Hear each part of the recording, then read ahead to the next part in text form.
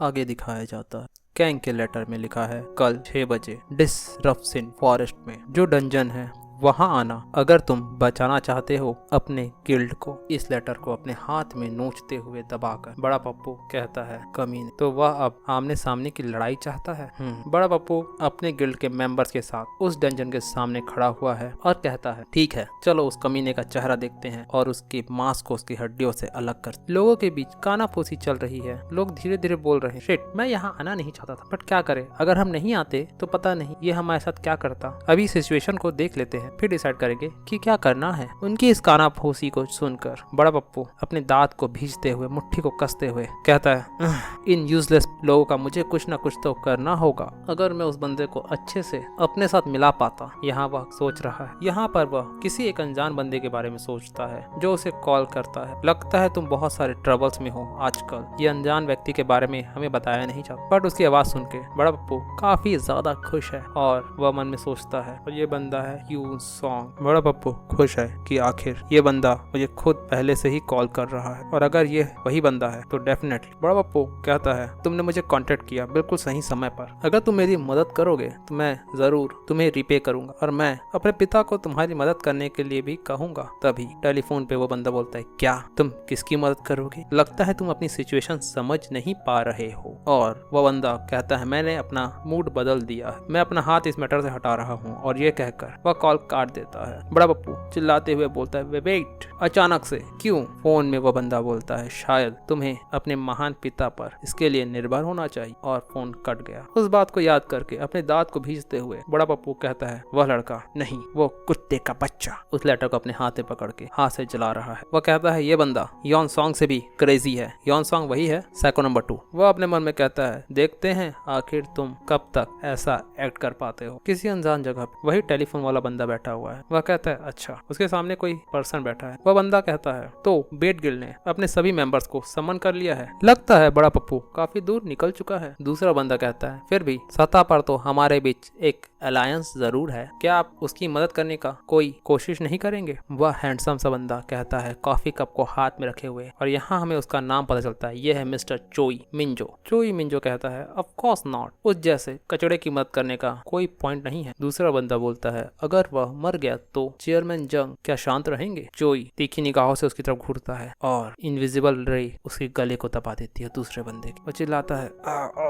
आ, उसको ऊपर उठा दिया है उसकी ऊर्जा ने। सो तुम्हें क्या लगता है, क्या मुझे रगड़ते हुए उस बुढ़े के सामने जाना चाहिए? दूसरा बंदा, जिसके आंखों में आंसू, मुंह से लार बह रही है, कहता है, नहीं, गला दबा हुआ है, मुझे माफ कर दो। चोई सांस को बाहर छोड़ते हुए, गुस्से को शांत करते हुए, अपनी ऊर्जा को समेटते हुए उसे सोफे पे गिरा देता है। वह दूसरा बंदा अपने गले को रिलैक्स करते हुए खांसता है। चोई कहता है, छोड़ो इन सब बातों को, और जो तुम कर रहे हो वह करते रहो, और फंडिंग के कुछ न्यू रिसोर्स ढूंढो। Got it. इसके बाद दिखाया जाता है डंजन के बाहर। डंजन के अंदर लोग प्रवेश कर रहे हैं। ये सभी बेट गिल्ड के मेंबर है, बड़े पप्पू के साथ अंदर आ रहे हैं। बड़ा पप्पू कहता है, क्या टाइम हुआ है अभी? उसका डिप्टी गिल्ड लीडर कहता है, 6:03 शाम के। बड़ा पप्पू गुस्से में कहता है, वह कमीना, उसने मुझे यहाँ बुलाया और उसे कहीं नामो निशान नहीं है। ये तो बिल्कुल मेरा टाइम वेस्ट हो रहा है। और चिल्लाते हुए बोलता है, सभी लोग जंग के लिए तैयार हो जाओ। मुझे नहीं पता कितने दुश्मन हैं, बट ये एम्बुश हो सकता है। सभी चिल्लाते हैं, यस सर। तभी एक बंदा इशारा करते हुए बड़े पप्पू को कहता है, गिल्ड मास्टर देखिए उस तरफ, कोई हमारी ओर आ रहा है। एक धूल का बवंडर उनकी तरफ आ रहा है। जब बड़ा पप्पू और लोग उसे गौर से देखते हैं तो पता चलता है कैंग पागलों की तरह हंसते हुए दौड़ा आ रहा है, अपने कंधे में एक बैग को दबाए हुए। शायद बैग में कुछ है, जिसका पीछा करते हुए वुल्फ, डीमन वुल्फ उसकी तरफ आ रहे हैं। कैंग की आंखें लाल है, क्रीपी सी स्माइल। बड़ा पप्पू चिल्लाता है, कैंग ह्योन, वो आश्चर्य में है, आखिर ये जिंदा कैसे है? दूसरा बंदा कहता है, नहीं, ये जुड़वा होगा। नो। बड़ा पप्पू कहता है, ये अभी भी जिंदा है? हैरानी से और घबराहट से बड़े पप्पू की चौसट हो रखी है। कैंग चिल्लाता है, बड़ा पप्पू बहुत समय हो गए मिले हुए। अपने बैग से हाथ डालकर कुछ उसकी तरफ फेंकता है, कैसे हो तुम? ये लो गिफ्ट, तुम्हारे लिए। बड़े पप्पू हैरान है। कैंग के हाथ में है एक क्यूट सा बेबी वुल्फ, जिसे देखकर सभी मोहित हो गए हैं। लोग बताते हैं ये डिस्फरिंस का बच्चा है, कितना क्यूट है, और उसे अपने हाथ में पकड़कर बेसबॉल की तरह दूर उछालता है कैंग। ये लो तुम्हारा गिफ्ट। और वो क्यूट सा पपी गिल्ड के मेंबर की ओर आता है। लोग चिल्ला रहे हैं, ये पागल इंसान कैसे इतने प्यारे पपी को इस तरह फेंक सकता है। डिप्टी गिल्ड लीडर अपने हथियार को छोड़कर उस पपी को पकड़ने आता है, पर उससे पहले एक टकला गिल्ड मेंबर उसे अपने पास लेने की कोशिश करता है। पपी की आंखों में आंसू है। शू, वो उसके पास आता है। वो उसे प्यार से समेट लेता है बाहों और कहता है, मैंने तुम्हें पकड़ लिया। पर टकलू को समझ नहीं आ रहा है कि क्या होने वाला है। वो बोलता है, सब कुछ ठीक है पपी, पप्पा तुम्हारा अच्छे से ख्याल रखेंगे। सभी लोग कहते हैं, हम इसे हक करना चाहते हैं, ये कितना क्यूट है। तभी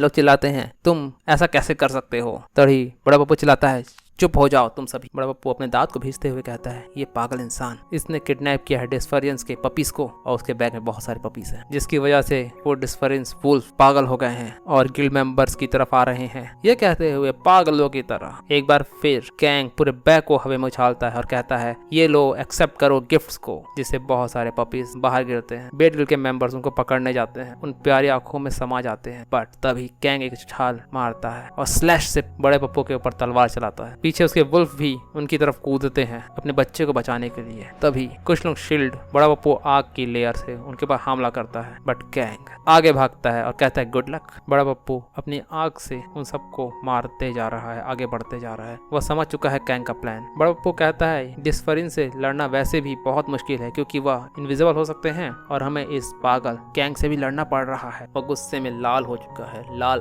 ऑरा निकल रही है उसके पूरे शरीर से। वह सबको चिल्लाता है, सभी रिट्रीट, इस डंजन से बाहर निकलो। सभी लोग तेजी के साथ दौड़ते हैं डंजन की बाहर निकलने के लिए, डंजन डोर की तरफ। तभी लोग बोल रहे हैं, कल हम इस गिल्ड से बाहर निकल जाएंगे। बट वो बाहर जा पाते उससे पहले ही साइको नंबर 2 योनसोंग एंट्री लेता है डंजन डोर से अंदर और कहता है, हाय, और निकालता है अपने क्लब को। और साइको स्माइल आंखों के साथ एक जोरदार वार, खून के फवारे छूट रहे। अपने क्लब को तेजी से चलाते हुए योनसोंग लोग की गर्दन उड़ाते जा रहा है। एक तरफ साइको नंबर 2 हरी आंखों के साथ और दूसरी ओर कैंग। योनसोंग को देखकर बड़ा पप्पू भी बहुत हैरान है। उसे समझ में आ जाता कि योनसोंग ने उसे धोखा दिया। योनसोंग समझ चुका है कि वह बड़ी मुसीबत, पर शायद उसे कोई रास्ता मिल गया है। वह एक तरफ देखता है जहाँ पर इनविजिबल वुल्फ्स हैं, शायद वह कोई रास्ता खोजने की कोशिश कर रहा है। दूसरी ओर देखता है जहाँ दो साइको धज्जियां उड़ा रहे हैं। बड़ा पप्पू समझ चुका है, कोई रास्ता नहीं। वह अपने दांत को भींचते हुए गुस्से को अंदर दबाते हुए कहता है, अगर ये समस्या आ चुकी है तो मेरे पास एक फाइनल ऑप्शन है। वो अपनी मुट्ठी को भींचता है, आग की लपटें निकलती हैं।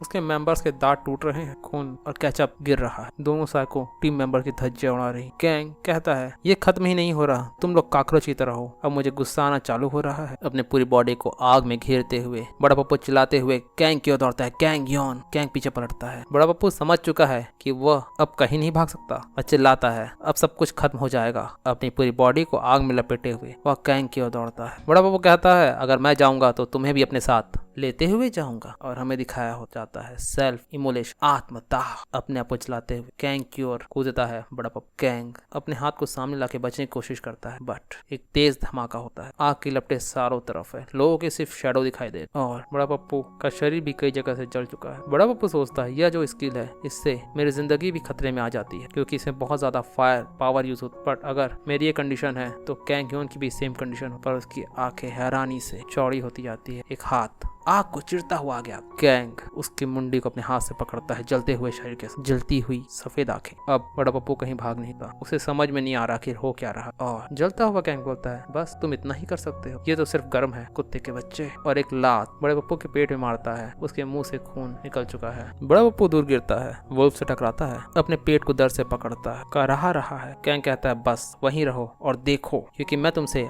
आखिर में डील करूंगा। कैंग कहता है, उसकी बॉडी रीजनरेट हो रही, कि तुमने जो मेरे साथ किया मैं तुम्हें इतनी आसानी से शांति से जाने नहीं दूंगा। तुम्हें अपने छोटे छोटे फॉलोअर्स को अंत तक देखना होगा, फिर तुम्हारी बारी आए। पेट गिल के मैम धूल और स्लैश के बीच कम होते जा रहे हैं, चीखने की आवाजें आ रही। बड़ा पप्पू हंसता है, हाँ सब खत्म हो गया, सब कुछ खत्म हो गया। कैंग कहीं पंचेस, कहीं अपने ब्लेड से पेट गिल के मेंबर की धज्जियां उड़ा रहा है। बड़ा पप्पू कहता है, इतना सब कुछ वो भी सिर्फ इसलिए कि मैंने एक गाय से झगड़ा किया। वो हंस रहा, पागलों की तरह हंस रहा है। उसकी हंसी बढ़ती जा रही, पूरा जंगल उसकी हंसी से गूंज चुका है। और जब उसकी हंसी रुकती है तो सामने टोन और बेट गिल्ड के मेंबर और वुल्फ पड़े हुए हैं धराशायी बिना श्वास, और बड़े पप्पू के सामने दोनों साइको खड़े। शायद हंसी से पागल हो चुका है बड़ा पप्पू, वो अभी भी हंस रहा है, आंखें उसकी कहीं और खो रही। उसकी ओर झुककर योनसोंग कहता है, ब्रो लगता है ये बच्चा हंस रहा है, क्योंकि बड़ा पप्पू खुली आंखों से अकॉन्शियस हो चुका है। कैंग कहता है, ये सब मत सोचो, लगता है वो कुछ अच्छा ड्रीम देख रहा है। बड़ा पप्पू मन में सोच रहा है सब कुछ खत्म हो चुका है। वो अभी भी हंस रहा है और सोच रहा है सब कुछ खत्म, सब कुछ। तभी कुछ उसके दिमाग में आता है, wait, over, who, me, there, यहाँ, नो वे, मैं ऐसे खत्म नहीं हो सकता। कैंग उसकी ओर देखता है, बड़ा पप्पू की आंखों में आंसू है, वो दांतों को भींचता है और सोच रहा है, मैं इस तरह नहीं खत्म हो सकता, भले ही मैं अनवांटेड चाइल्ड, मेन फैमिली से बाहर, आउटसाइड, सबने मुझे इग्नोर, मेरे भाइयों और बहन, मैं बार बार पावर स्ट्रगल में खींचा गया, मेरे पिता ने हर बार मेरी मदद, कई लोगों ने मुझे खींचना चाहा और इस वजह से मुझे चीरना चाहा, बट एक दिन सब दुनिया बदल गई। जब ये ट्यूटोरियल आया, अवेकनर्स, डंजन्स आए, सब कुछ बदल गया और शक्ति का मतलब ही बदल गया। और उस समय मुझे समझ में आ गया कि यह मेरा चांस। उसके सामने एक स्लैश गूंजता है, उसे समझ में नहीं क्या आया और उसका सर साइड में गिर। कैंग कहता है, सबको नहीं मिलेगा लंबे डायलॉग मारने का मौका, पता नहीं विलन्स लोग इतना बोलते क्यों हैं। योनसोंग बोलता है, ये उसके आखिरी शब्द थे, तुम्हें उसे सुन लेना चाहिए था पूरी तरह से। कैंग कहता है, नहीं, मैं क्यों सुनूं, उसे इन फालतू चीजों से कभी फर्क नहीं पड़ता। कैंग बोलता है, तुमने बहुत अच्छा काम किया, हाँ, बट मैंने तुम्हें करने के लिए बोला नहीं था। योनसोंग बोलता है, हे कम ऑन, ये बहुत मजेदार था, सो इट्स ओके। सो तुम क्या सोचते हो ब्रो, अपना बदला लेने के बाद तुम्हें कैसा महसूस हो रहा है। कैंग अपने चिन को खुलाते हुए बोलता है, आई एम नॉट श्योर। योनसोंग बोलता है कि लोग कहते हैं कि रिवेंज के बाद खालीपन होता है, लगता है बात सही है। कैंग बोलता है, खालीपन बिल्कुल नहीं, मैंने उन सबको धज्जियां उड़ाई जो उसको डिजर्व करते थे। अगर मुझे कुछ सोचना भी हो तो मैं कहूंगा कि मैंने कान के मैल को एक बार में निकाल दिया। ये कुछ खास नहीं था, बट एक तरह का रिलीविंग था, मुझे लगता है। योनसोंग बोलता है, इस तरह की घटिया एनालॉजी यूज मत करो ब्रो। कान से मैल को उंगली से निकालते हुए फूकते हुए कैंग बोलता है, फू, तो हम क्या करें इन आइटम्स के साथ जो ड्रॉप हुए हैं, हम इन्हें बेचते हैं और प्रॉफिट को स्प्लिट कर लेते हैं। योनसोंग बोलता है, मुझे ये सब नहीं चाहिए, मेरे पास पैसे ही पैसा है, पैसा है पैसा। योनसोंग बोलता है, ओह ऐसा है, तलवार को उठाते हुए और कहता है, ओके देन। कैंग मन में सोचता है, पैसे, हाँ, अभी तक मैं पर्टिकुलर पैसे से ऑब्सेस नहीं था। मैंने डंजन क्लियर करने से बहुत कुछ पाया है, इन्हें क्लियर करने से जो मुझे रिवॉर्ड मिला है वो बहुत कुछ है, पर इस बार मुझे रियलाइज हुआ कि सिर्फ पैसा काफी नहीं और मैं अपनी ताकत से सबको नहीं बचा सकता। और अपनी इन्वर्टी में तलवार को डालते हुए वह सोचता है, मुझे और पैसे की जरूरत है और फोर्स की भी। रात का नजारा दिखाया जाता है, दोनों साइको डंजन के बाहर खड़े हैं, डंजन का गेट हो रहा है डिसअपियर। योनसोंग कहता है, तो ये खत्म हुआ। कैंग बोलता है, हाँ। कैंग बोलता है, अगर मैं कोई गिल्ड बनाऊंगा तो क्या तुम उसके पार्ट बनोगे। योनसोंग बिना सोचे बोलता है, बिना रुके, हाँ बिल्कुल। कैंग बोलता है, मैंने अपनी बात कंप्लीट नहीं की। योनसोंग बोलता है, अगर ये तुम्हारा गिल्ड होगा तो इसमें बिल्कुल मजा आएगा, है ना, और मेरा मन ये कह रहा है मुझे बहुत मजा आएगा और मुझे चाहिए मजा। कैंग बोलता है, तुम्हारे कट मेरा बम, मैंने तो बोला ही नहीं कि मैं तुम्हें अपने गिल्ड में शामिल करूंगा। योनसोंग बोलता है, कम ऑन, तुम अभी मुझे अपने गिल्ड में शामिल करने की कोशिश कर रहे थे।